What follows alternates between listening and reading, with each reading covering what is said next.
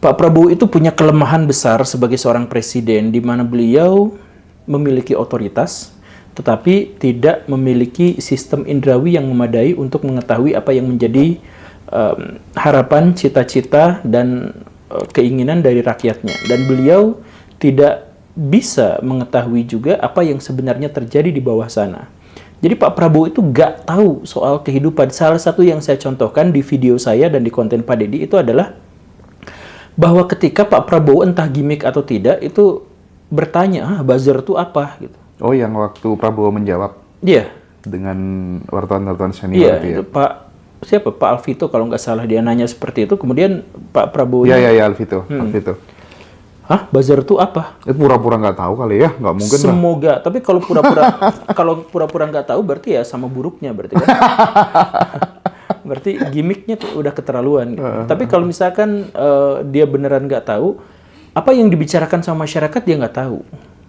Dan saya juga melihat bahwa selama ini Pak Prabowo itu memang tidak banyak tahu tentang apa yang menjadi keresahan masyarakat di bawah.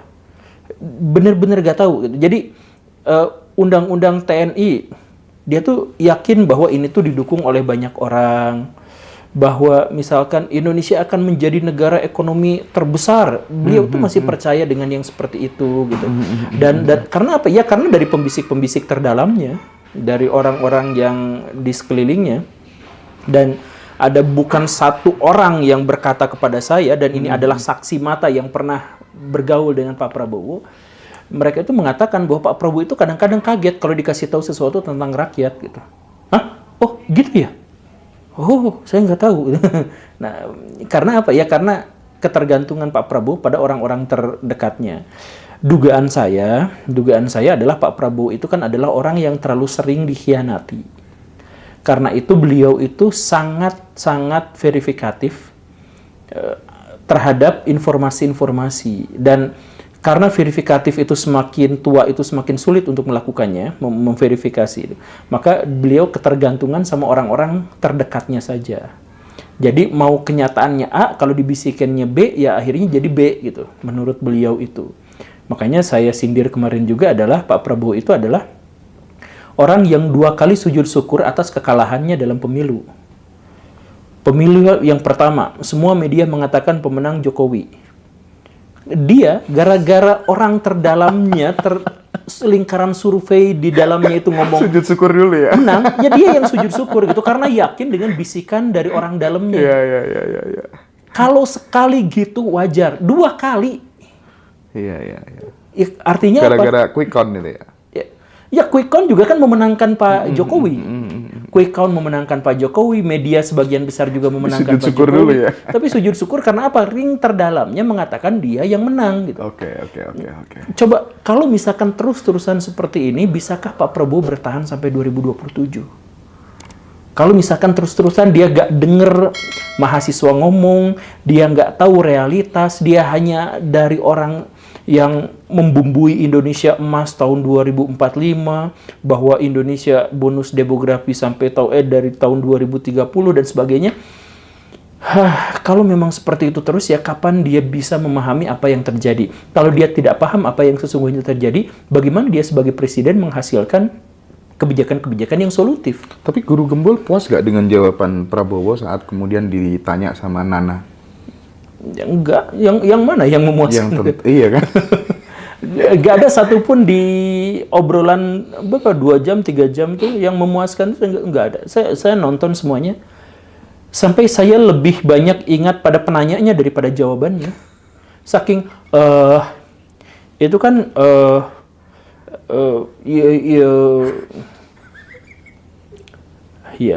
ya mungkin karena beliau itu mencoba untuk mencari jawaban yang bagaimana lah gitu mungkin ya, yang tidak terlalu menyakitkan orang gitu dan sebagainya, mungkin dugaan saya seperti itu. Tapi saya sangat merindukan Pak Prabowo yang masih bernada militer gitu, bukan Pak Prabowo yang gemoy gitu.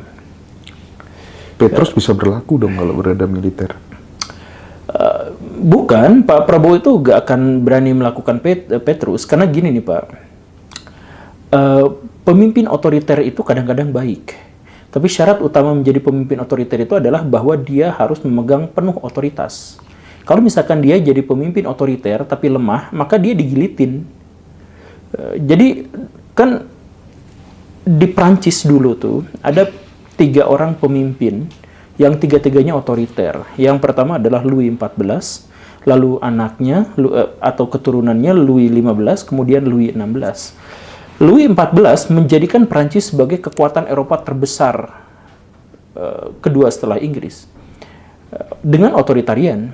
Tapi generasi Louis ke-16 itu dianya digilitin, sama-sama otoriter, tapi apa yang membedakannya?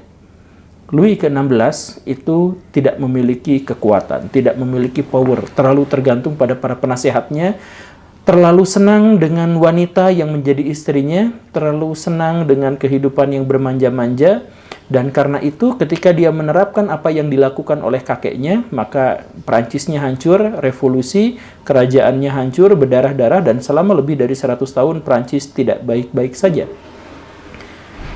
Coba kalau misalkan Pak Prabowo sekarang menjadi orang yang sangat otoriter, kalau beliau benar-benar kuat, ya mungkin itu adalah yang baik. Tapi kalau misalkan seperti sekarang, Pak Prabowo itu salah satu presiden yang paling lemah dalam sejarah Indonesia. Saya menempatkan nomor ketiga presiden paling lemah se-Indonesia setelah Pak Habibie dan Gus Dur. Untuk dalam hal kekuatan untuk mengontrol satu negara gitu ya. Lemah sekali. Jadi untuk menjadi calon presiden, dia harus menjadi menhan dan menjilat semua kata-katanya soal oposisi terhadap Jokowi. Itu saja sudah menunjukkan beliau lemah. Kemudian beliau naik mencalonkan dengan imbalan Gibran menjadi wakilnya, menerobos konstitusi. Itu menunjukkan kelemahannya, bahwa setelah terpilih, beliau mengumpulkan suatu koalisi dalam satu kesatuan sehingga DPR 80%-nya itu adalah orang yang bersama dengannya, koalisinya. Itu juga menunjukkan kelemahannya. Kemudian beliau bikin kementerian sampai banyak banget, dirjennya banyak banget, bahkan ada wakil menterinya. Yang ditotalkan kabinet kita itu tembus 100 orang. Itu juga menunjukkan kelemahannya, bahwa setelah itu pun Pak Prabowo itu masih aja mengeluarkan kebijakan-kebijakan yang bukan sesuai dengan keinginan rakyat, tapi sesuai dengan keinginan para pembisik di sekelilingnya. Itu juga menunjukkan karakteristik yang sangat-sangat lemah. Jadi, dan beliau juga tidak keberatan ketika ada istilah matahari kembar. Ya, kata beliau ya baik-baik saja. Dulu tuh beliau marah-marah ketika Jokowi disebut sebagai petugas partai. Ya karena apa? Ya otoritas presiden itu tidak boleh ditandingi oleh orang lain. Tidak boleh ada matahari kembar. Nah sekarang beliau disebut matahari kembar ya baik-baik aja. Ya sama aja kan, itu menunjukkan betapa lemahnya. Kalau misalkan orang semacam ini, saya mohon maaf ya, melakukan tindakan-tindakan yang otoriter, maka semua otoritarian itu akan mengena pada dirinya sendiri. Ya karena untuk menjadi otoriter, syarat sah pertamanya itu adalah dia harus benar-benar kuat. Xi Jinping mau otoriter juga nggak apa-apa, karena semua tergantung pada dirinya. Coba kalau misalkan dia mati sekarang, Cina bangkrut, bisa aja gitu kan. Chaos bisa aja. Nah, makanya semuanya tergantung sama dirinya, makanya dia menjadi otoriter.